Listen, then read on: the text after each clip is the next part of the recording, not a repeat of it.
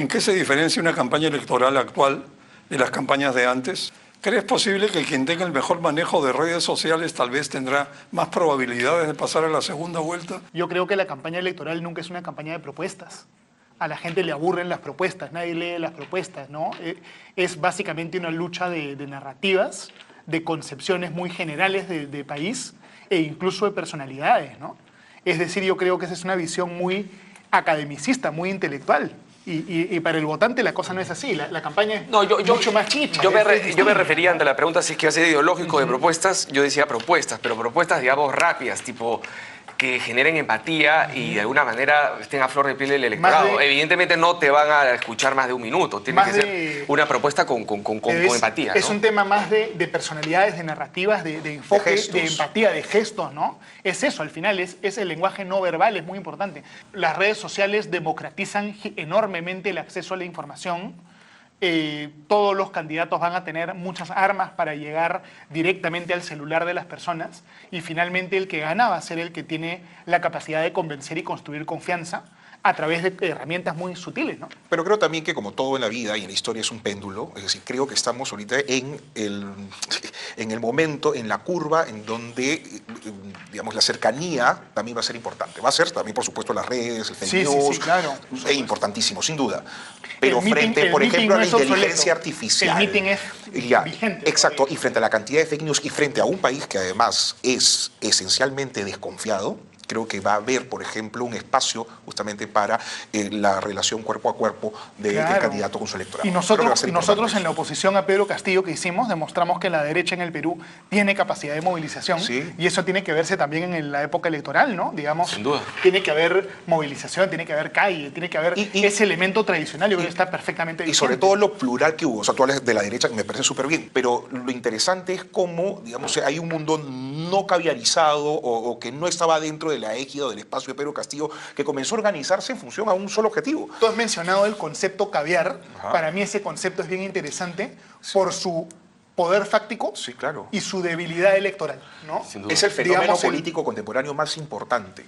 El resentimiento contra el caviar creo que es un factor importante en la política peruana, porque el elector, tanto de izquierda como de derecha, por mucho tiempo en el Perú, tenía el presentimiento que no importaba por quién votaba, porque ganase quien ganase, en realidad el que ganaba era el caviar, ¿no? Claro, pero ese había elemento de rebeldía frente... Claro, porque no eran concretos, son gaseosos y líquidos, entonces no están dentro de la política. Es un elemento no menor en la política peruana. Así es, no están en la política formal, pero sí están desde la política informal, están presionando, están con ONGs, están con medios de comunicación, están en el espacio de las redes sociales, aunque no creo que tengan tanta fuerza como la tuvieron en el 2011, en el 2016 y en el 2021. Han bajado. Sí.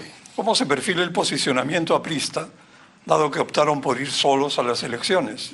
¿Quiénes son los posibles precandidatos? Entiendo que los posibles precandidatos son Hernán Garrido Leca, está Jorge del Castillo, está Enrique Valderrama, que además es mi promoción, y ha sido una buena noticia saber de que ya estamos apareciendo dentro del espectro de las encuestas.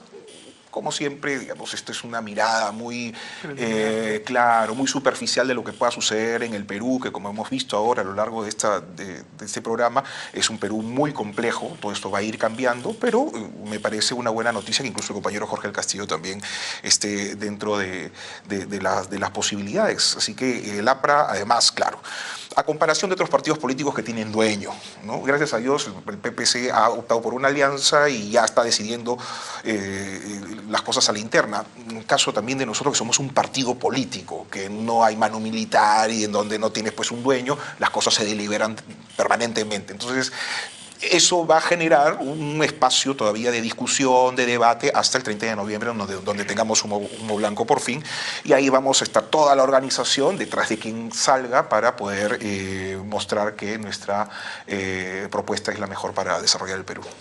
Otro factor importante en la elección, que no quiero que se me olvide, la importancia del Jurado Nacional de Elecciones.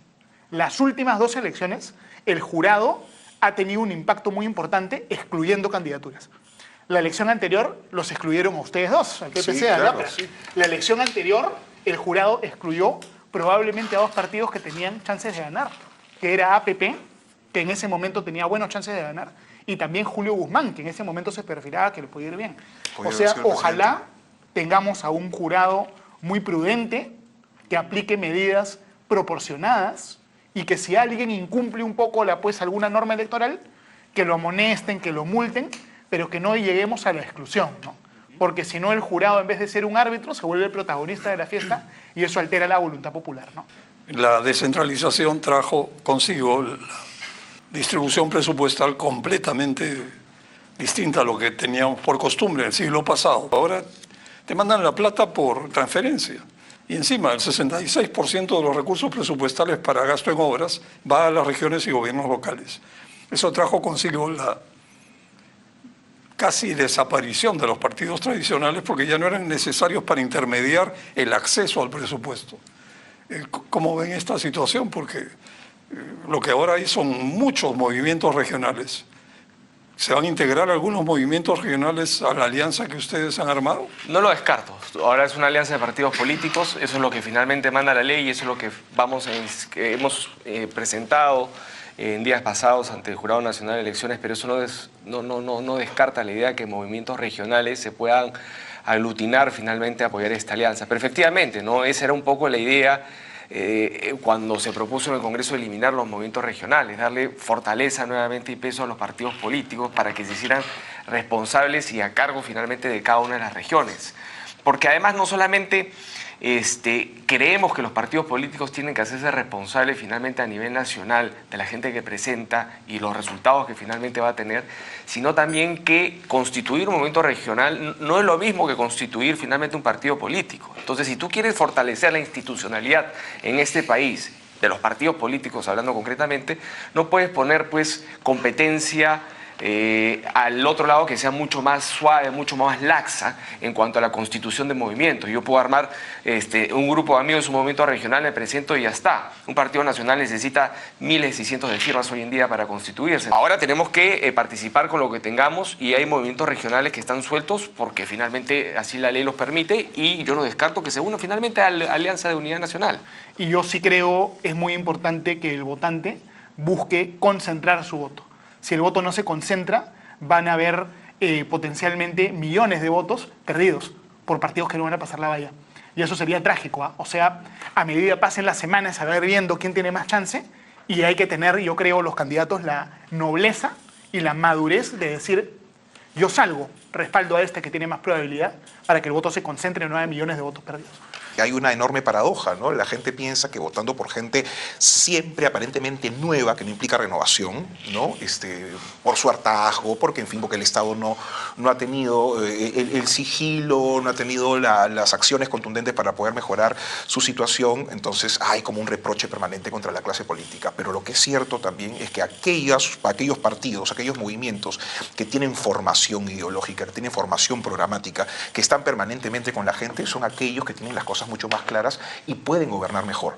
Entonces, yo creo que si bien es cierto, hay un problema que analizar en términos de la clase política, también es cierto que el electorado tiene que ser lo suficientemente responsable para poder asumir su voto y votar por cada una de las posiciones que sean lo más transparentes posibles, pero aquellos que también tienen experiencia y que tienen una posibilidad de renovación hacia el futuro. Así que yo tengo toda el entusiasmo, el optimismo de que este 2026, en medio de la circunstancia complicada, como por ejemplo todos estos partidos, muchos de ellos seguramente no tendrán ningún empacho para poder mostrar la mano y recibir plata, dinero ilegal, pero entiendo y comprendo también que hay un país que tiene electorados responsables que van a votar por la mejor opción. Así que en ese sentido espero y entiendo la política de manera mucho más entusiasta y optimista hacia el 2026. Nosotros como partidos políticos tenemos la responsabilidad de presentar a nuestros mejores cuadros, a nuestras mejores caras, a las más competentes, a las más preparadas, para que nos representen y para que finalmente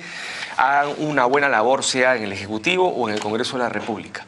Pero creo que también el electorado tiene que hacer lo suyo esta vez. Sé que es una elección difícil donde muchos jóvenes van a votar, donde la empatía va a ser lo que va a primar antes que escuchar las propuestas, pero tenemos que hacer ese pequeño esfuerzo, aunque sea de escuchar al candidato qué cosa es lo que tiene que decir. Tenemos que hacer ese esfuerzo de saber quién es ese candidato, de dónde viene, qué propuestas tiene, qué partido tiene, qué equipo lo respalda, para poder tomar una decisión seria, medida y alturada. Ahí nos van a encontrar nosotros en Unidad Nacional con propuestas alturadas, con propuestas serias, finalmente presentándonos nuestros mejores cuadros y evidentemente generando la mejor empatía posible, ¿no? Pero tenemos que poner tanto los que postulemos como el electorado todo el esfuerzo posible para sacar adelante, porque yo creo que el 26 el país se juega todo. Ha sido muy grato conversar con ustedes, muy interesante escucharlos.